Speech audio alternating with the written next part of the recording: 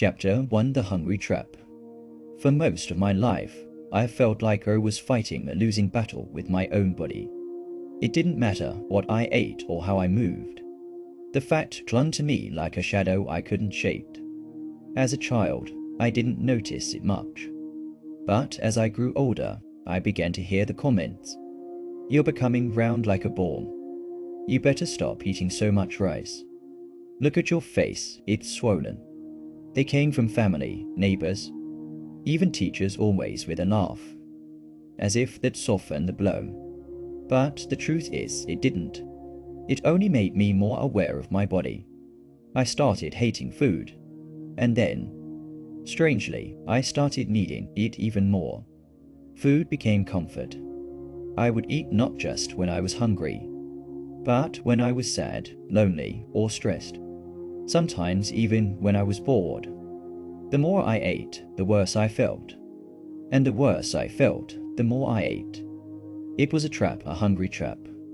The worst part, nobody really understood. They saw a lazy boy who couldn't control his appetite. But I knew it wasn't about laziness. It was something deeper, something emotional. But I didn't have the words for it then. I only had the shame, and that shame grew louder every time someone commented on my weight, or when my clothes got tighter, or when I avoided mirrors altogether. I felt stuck. I felt alone. High school made things worse. That's when appearance started to matter more than ever. Boys with sharp jawlines and toned arms got all the attention. Girls giggled around them, teachers praised them for being smart and active. And then there was me, the guy who always walked a step behind. The guy who avoided school events because he didn't want to look fat in photos. I tried to act confident. I joked a lot. I became the funny guy, the one who made everyone laugh. But that was just a mask. Deep inside, I was hurting. Every joke I made about my weight was a shield away to say it before someone else did. I hoped that if I made fun of myself first, it wouldn't hurt as much when others joined in. But it still did. The gym was supposed to be my escape. I joined with so much hope. I thought, this is it. I'll work hard and finally become one of them. I trained hard, really hard. Heavy weights, long hours. My hands would bleed from lifting. My legs would ache for days, but my body barely changed. Some guys at the gym started calling me bare big but not fit. They laughed. I laughed too, pretending bro was okay. But I wasn't. I was frustrated. I didn't know what I was doing wrong. I ate lean. I trained harder than most. But the mirror never rewarded me. It became exhausting physically and emotionally. At home, things weren't any better. My parents never understood the emotional toll weight gain had on me. To them, it was simple, just eat less and move more. But it wasn't that simple. They didn't see the shame I felt every time I removed my shirt. They didn't hear the cruel comments I overheard from relatives. And they definitely didn't understand the way food had become my escape. My mother often said, "You're young. You'll lose it easily if you try." But try I did many times and failed just as many. Every time I saw someone slimmer than me, I felt a mix of jealousy and self-hate. I blamed myself. Why couldn't I be like them? Why did my body refuse to change? My father was even more blunt. He once said in front of everyone, "He only knows how to eat, no discipline at all." I pretended not to care, but I remembered every word. Every sentence like that became another weight I carried, not just on my body, but in my heart.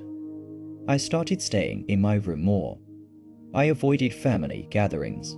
I hated group photos. Every time someone took out a phone to click a picture, I would find a reason to leave.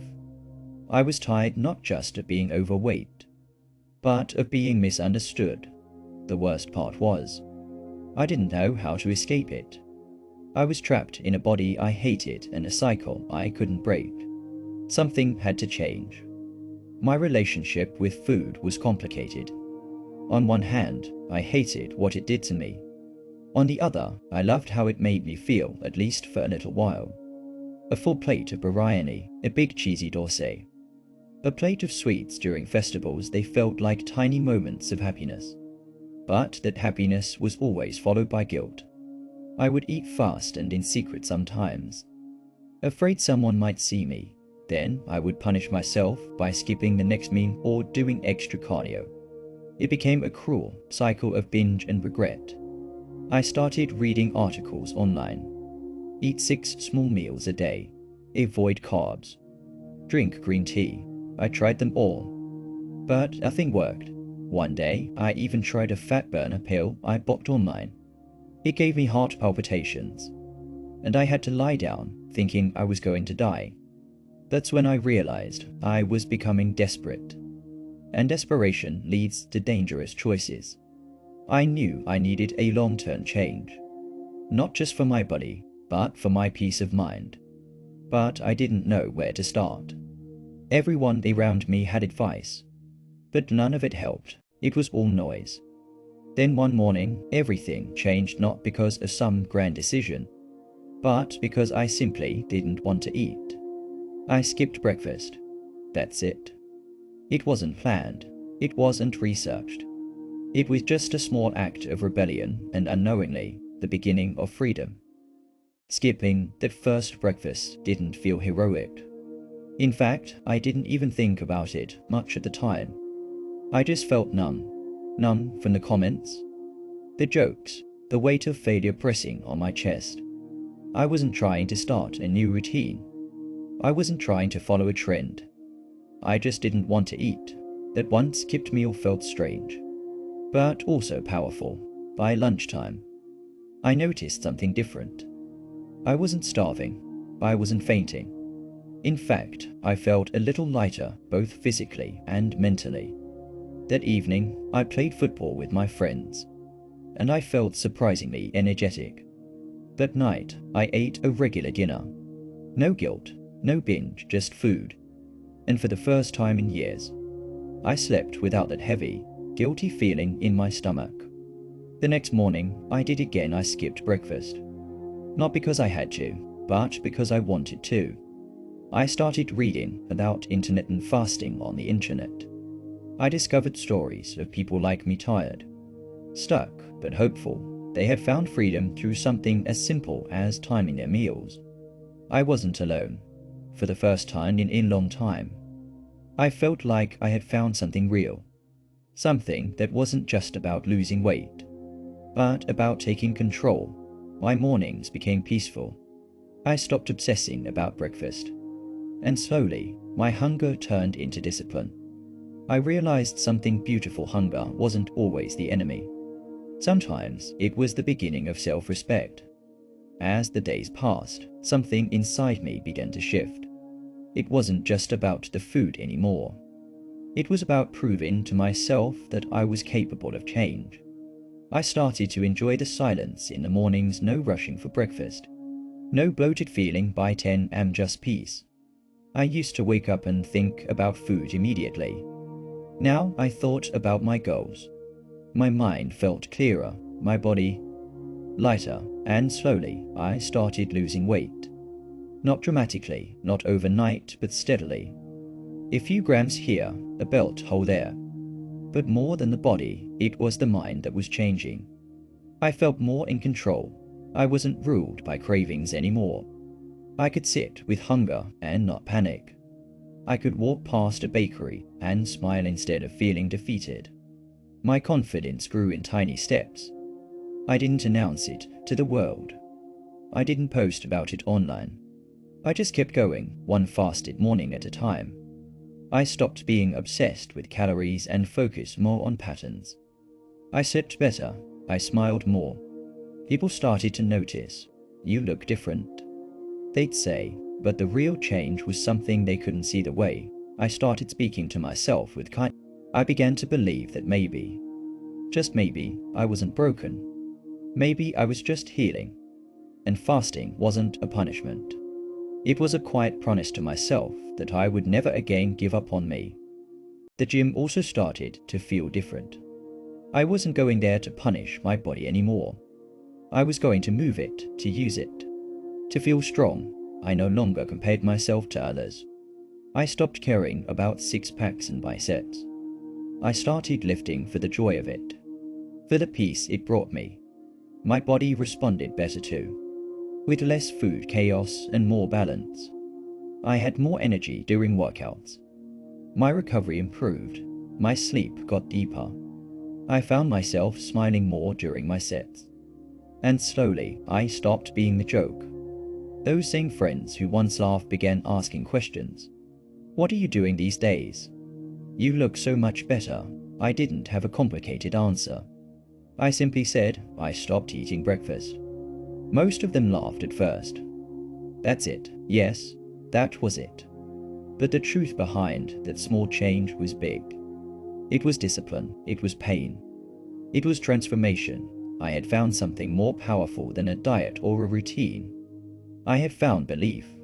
The belief that I could change my life, one choice at a time, and in that belief, I found freedom. Fasting taught me more than any fitness coach ever could.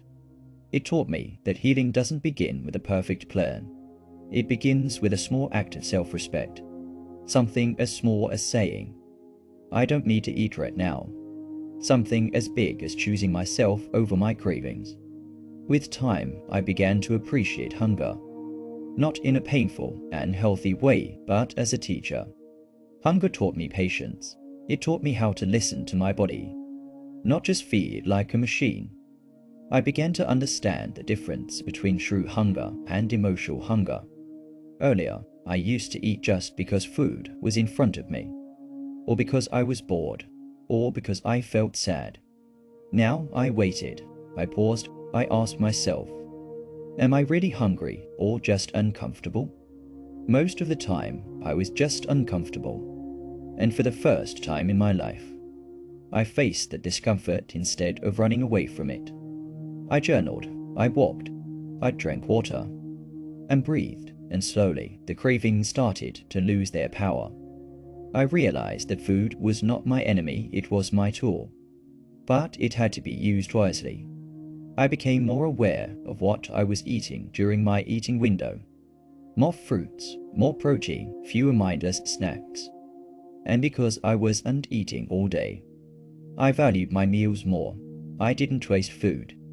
I didn't rush. I ate with gratitude. And with every fasted hour, I felt stronger. Not just physically, but emotionally. Because I had stopped treating hunger as the sign of weakness. I had started seeing it as a sign of growth.